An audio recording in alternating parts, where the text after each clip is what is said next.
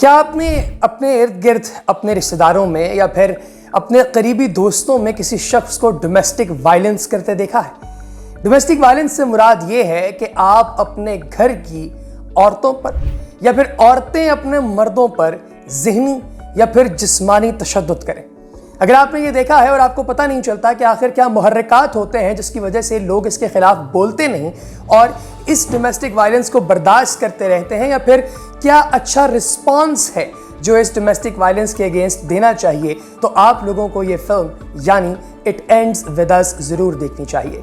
Colleen Hoover का ये novel था जिसकी बुनियाद पर एक फिल्म बनाई गई जिसे रायन रेनल्ड्स की अहलिया यानी ब्लेक लिवली ने और इनके साथ बाल्डीनी नाम के एक प्रोड्यूसर, डायरेक्टर और मेन कास्ट एक्टर जो हैं वो आपको ये ज़बरदस्त किस्म की फिल्म बनाते हुए दिखाई देते हैं। और इंतहा दर्जा बारीकी के साथ इसके स्क्रिप्ट पर कायम किया गया, इसकी सिनेमेटोग्राफी पर काम किया गया और बहुत ही खूबसूरत और बड़ी नर्म सी ये फिल्म है जिसे बनाया गया है। लेकिन इसके अंदर जो पैगाम है, जो मैसेज है, वो बहुत सख्त, बड़ा ताकतवर और इंतहाई खूबसूरती से डिस्प्ले किया गया है।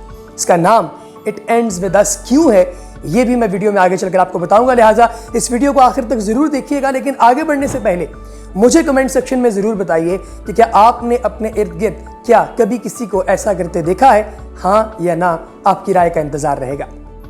तो कहानी की शुरुआत होती है, ये लड़की जिसका नाम लिली ब्लूम है, ये अपने घर पहुंचती है जो कि एक गांव के अंदर, एक टाउन के अंदर है। और अपने घर के अंदर जैसे ही पहुंचती है तो उसकी वालिदा इसका इस्तकबाल करती है, इसे बड़े प्यार से माथे पर बोसा देती है और खुशी का इजहार करती है कि ये लड़की घर पर वापस आई है। और सीन ये है कि इस लड़की के वालिद का इंतकाल हो चुका है।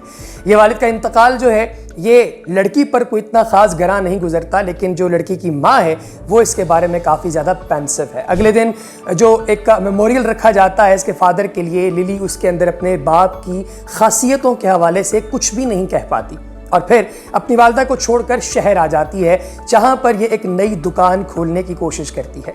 इस नई दुकान को खोलने के लिए इसको किसी की मदद की ज़रूरत है, लिहाजा एलिसा नाम की एक लड़की इसे मदद ऑफ़र करती है और लिली उसे अपने पास काम पर रख लेती है।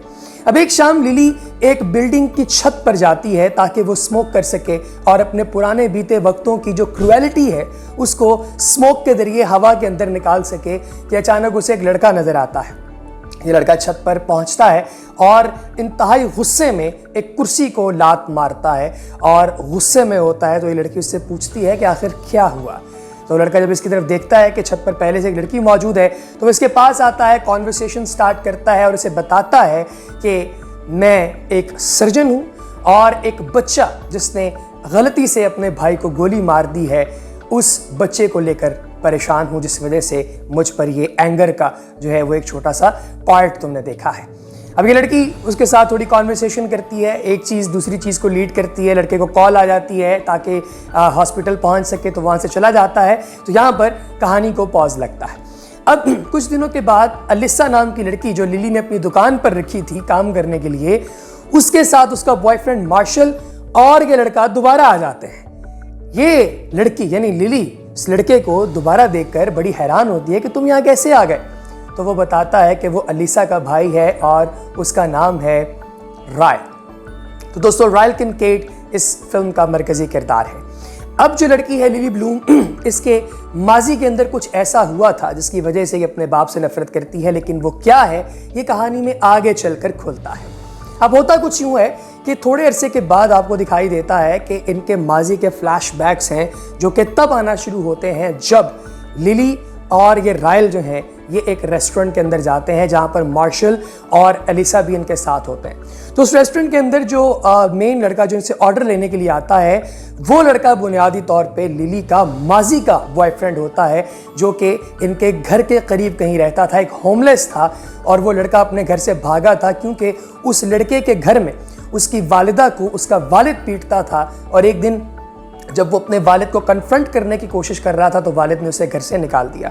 इसी तरीके से जब वो लिली की तरफ आता है, ये दोनों आपस में फिजिकल होते हैं, तो एक दिन वो लड़का देखता है कि लिली की जो माँ है उसको भी उसका बाप पीटता है। तो ये ब्लूम फैमिली के अंदर भी डोमेस्टिक वायलेंस काफ़ी ज़्यादा है, जिसे देखकर ये लड़का यानी एटलस बर्दाश्त नहीं कर पाता ऐसी घटिया हरकत होता देखकर, तो वो ये इस सारे मामले को डिफेंड करने की कोशिश करता है, लेकिन लिली उसे वहाँ से भगा देती है।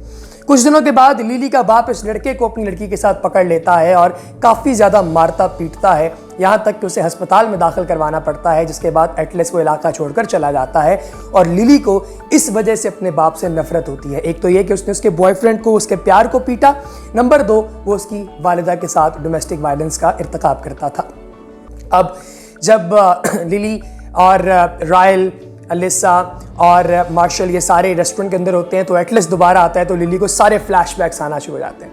अब एक तरफ तो लिली का रायल के साथ बड़ा अच्छा कनेक्शन चल रहा है, बड़ी प्यार मोहब्बत चल रही है, दूसरी तरफ एटलस भी वापस कहानी के अंदर आ गया है। अब उसके नाम का, एटलस के नाम का, लिली ने बचपन के अंदर एक हार्ट भी अपने बिल्कुल कॉलर बोन के पास बनवाया हुआ होता है, जिसके बारे में अक्सर रायल पूछता है कि ये हार्ट किस चीज़ का है, तो लिली नहीं बताती। लेकिन बाद में उसे पता चल जाता है एक दिन एक न्यूज़ आर्टिकल पढ़कर, जिसके अंदर रेस्टोरेंट के ऑनर्स के रिव्यूज़ होते हैं, तो उसमें एटलस ने बताया होता है कि वो एक लड़की से प्यार करता था और उस लड़की के लिए एक उसने हार्ट भी बनाया था, जिससे रायल को पता लगता है कि जो हार्ट है ये एटलस के नाम के लिए बनाया था लिली ने अपने कॉलर बोन पर। ये वो पॉइंट होता है जिस पर ये जो शक एक पैदा हुआ था रायल के दिमाग में, वो अब वायलेंस के अंदर आना शुरू हो जाता है। अब वो उसके कॉलर बोन के ऊपर बाकायदा अपने दांत गाड़ देता है। उससे पहले भी उसने 1-2 मरतबा लिली को धक्का दिया था, एक दफ़ा अवन के अंदर से हाथ निकाल कर उसको एक थप्पड़ मारा था।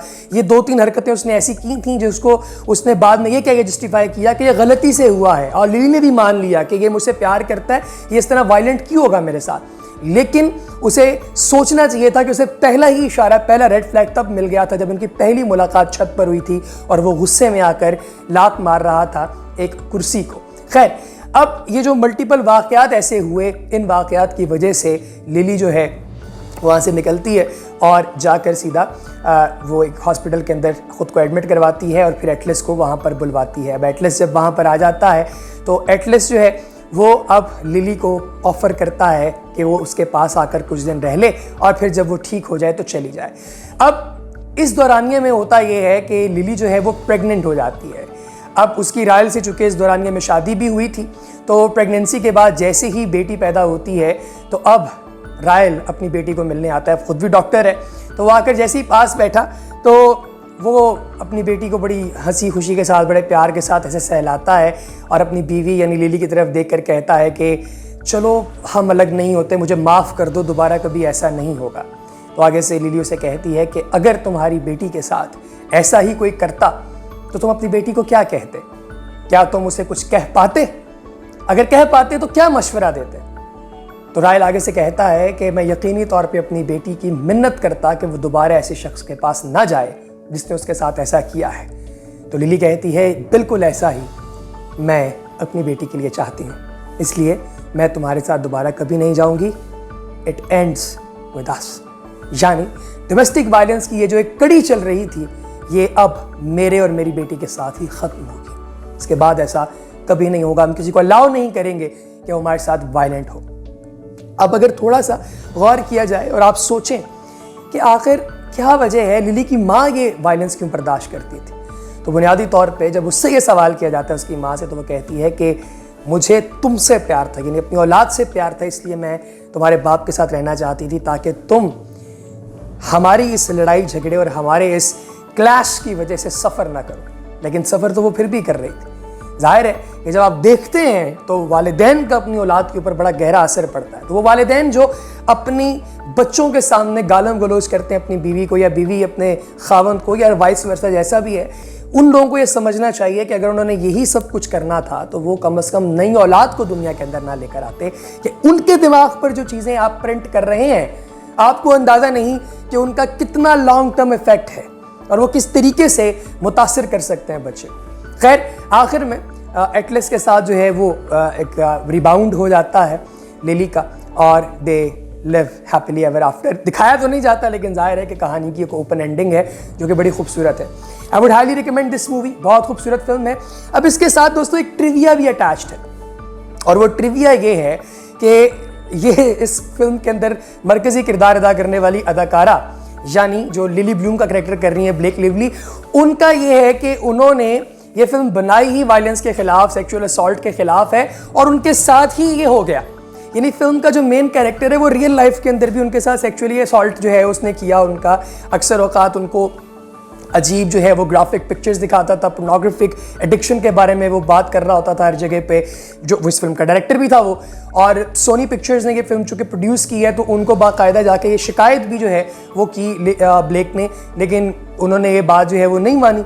अब खैर किसी भी हवाले से वो चाहती थी कि इस बात को हाईलाइट किया जाए, लिहाजा उन्होंने एक लॉ सूट जो है वो इस प्रोड्यूसर के खिलाफ, डायरेक्टर के खिलाफ और फिल्म की कास्ट में जो जो लोग इन्हें अनकंफर्टेबल फील करवा रहे थे उनके खिलाफ दायर कर दिया।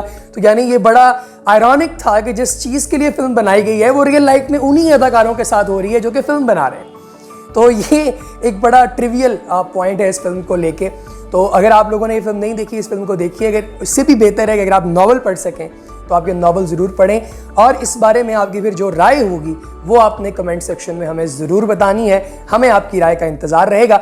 अगली वीडियो तक हमें इजाज़त दीजिए, अपना बहुत सा ख्याल रखिएगा। मैं हूँ शादाब अब्बासी। अल्लाह हाफ़िज़।